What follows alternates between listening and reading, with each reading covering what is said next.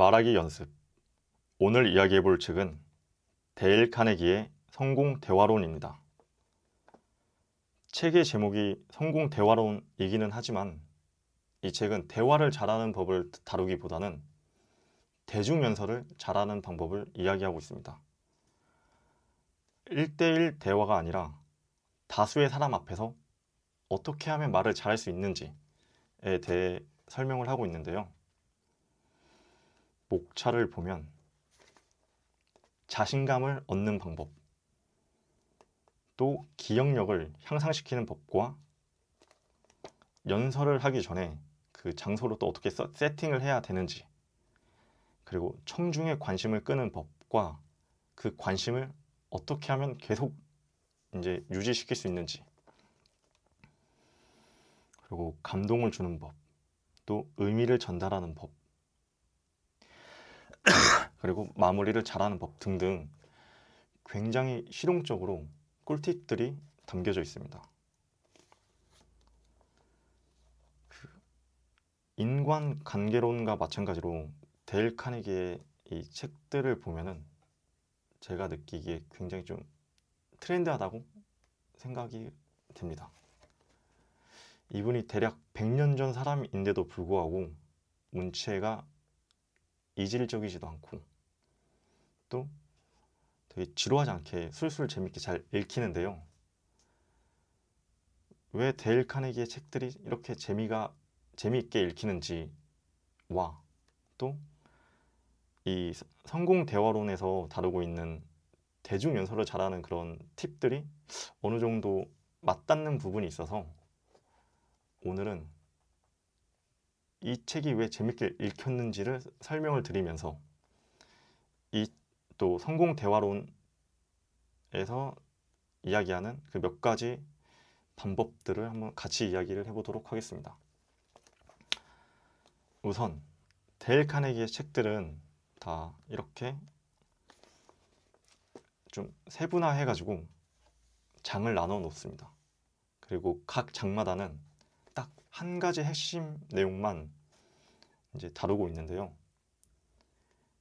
그 핵심 내용을 이야기할 때는 굉장히 본인의 경험담이나 혹은 유명 연사들의 일화를 적절한 예시를 들어서 설명을 합니다. 이분의 그 예시로 가장 많이 등장하는 분이 링컨인 것 같은데 굉장히 많은 분들이 좀 존경을 하고 신뢰가 가는 이제 그런 연사죠.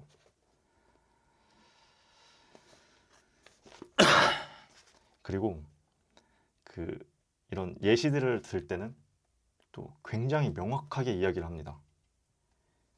약간 뜬구름 잡는 식으로 뭐 예를 들어 부자들은 부지런하다 이렇게 얘기하는 것보다는 일론 머스크는 주 120시간을 일한다 와 같이 명확하게, 그러니까 어떤 사람이 또 얼마만큼 일을 한다를 같이 제시해 주는 게 더 청중들이 느끼기에 또 각인도 잘 되고 효과적으로 이제 의미를 전달할 수 있다고 하는데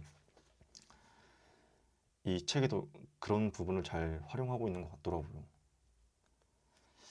그리고 또 그 예시들이 굉장히 반복적으로 계속 예시를 들어요. 이분은. 그러니까 나의 경험담에선 그래 한 가지 또 얘기를 들면은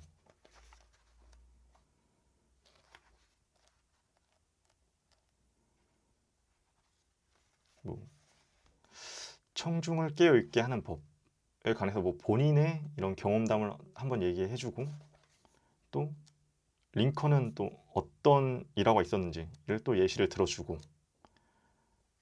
그리고 마크 트웨인이나 이런 등등 굉장히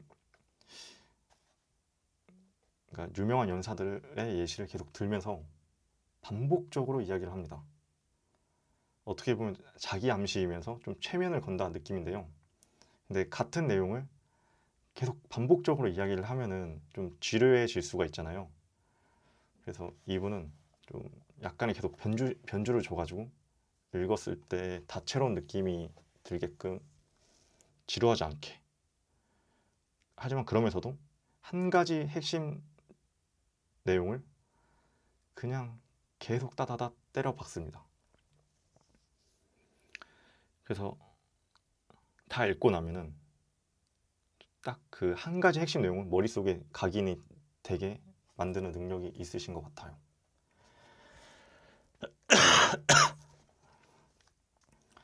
제가 방금 들었던 예시들은 다 이 책이 왜 재밌었는지를 얘기했는데, 이게 이 대중연설 할 때도 같이 통용되는 이제 방법이라 생각을 합니다.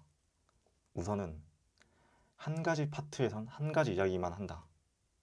이건 뭐 강의를 할 때 딱 그 강의가 아니고 뭐 연설을 할 때 이것저것 막 다 의미를 전달하기보다는 딱 한 가지만 잡고 한눈만 팬다 마인드로 그 의미를 전달하는 게 효과적인 거죠.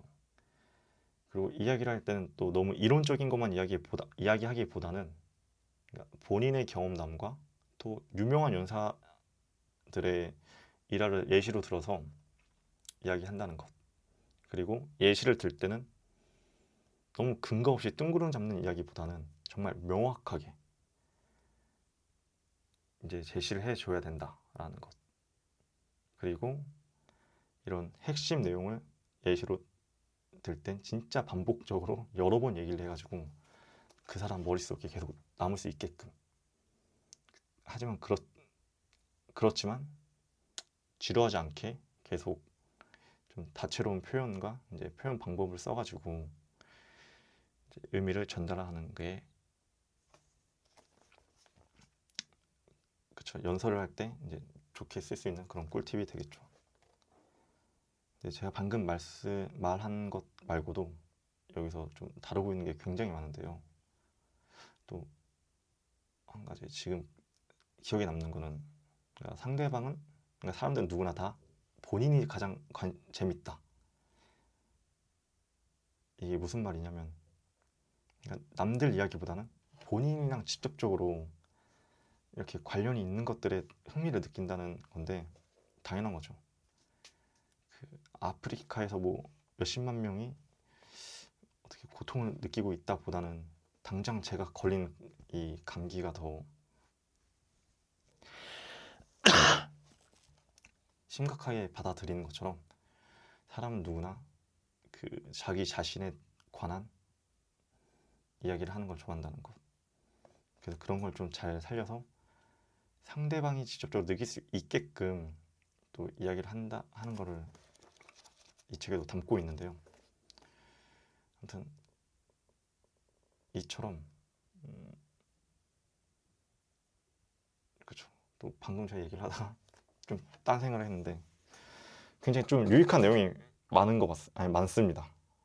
진짜 뭐 방금 얘기 드렸던 것처럼 이런, 그러니까 책 쓸 때도 활용할 수 있고 또 대중 연설을 할 때도 활용할 수 있는 그런 법칙들부터 해가지고 진짜 연설 준비할 때 필요한 그런 뭐 환기를 시키고, 그 사람들이 많이 널리 그러니까 퍼져서 앉아 있으면 좀 뭉쳐서 앉게끔 이렇게 만들어야 된다와 같이 정말 곧바로 써먹을 수 있는 그런 실용적인 방법까지 다 담겨져 있어서, 저는 이 책을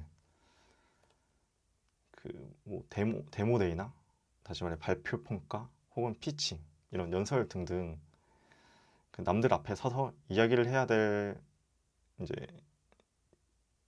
경험이 많은 스타트업 대표님들이나 하여튼 뭐 사람들 앞에서 이렇게 누구나 발표는 좀 많이 해야 되잖아요. 그래서 뭐 발표 준비하시는 분들이 한번 읽어봤으면 정말 유익하지 않을까 생각을 합니다.